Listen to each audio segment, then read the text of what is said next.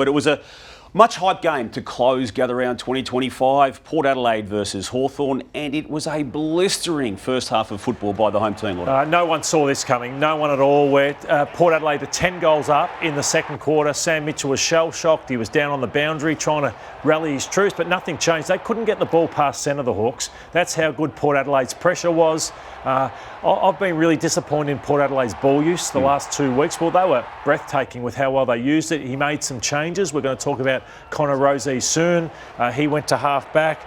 They went after Sicily with Hal Pepper. They went after Newcombe with Willem Drew. So he got a lot right, Ken Hinkley. He gets his team up for certain games, and they were up and about yesterday. And their leaders stood up most, didn't they, when they needed to? And we'll get to Connor Rozee right now, because we both criticised him last week for not just what he'd done to that point of 2025, but even for the entirety of his captaincy year in 2024, just by way of comparison, Lordo. But this is one of the better matches he has ever played. Yeah, he's getting sat on a lot, and well done to Ken Hinkley, because he said, let's look after our young captain and let's put him behind the ball. And they wouldn't have been prepared for this, Hawthorn, so he went behind the ball. He got a bit of easier possession. He was able to run, carry, kick goals, push forward.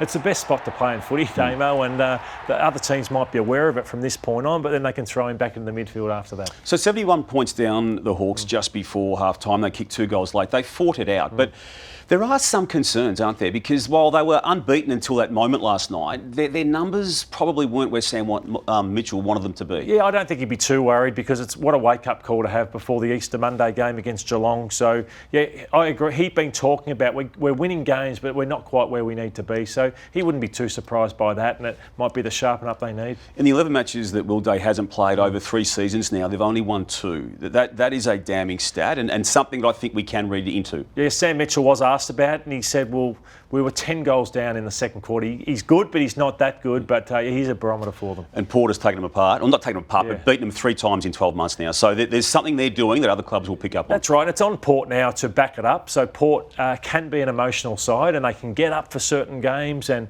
then can be flat the next week. So that's their challenge. We've seen what their best is. Can they keep producing it?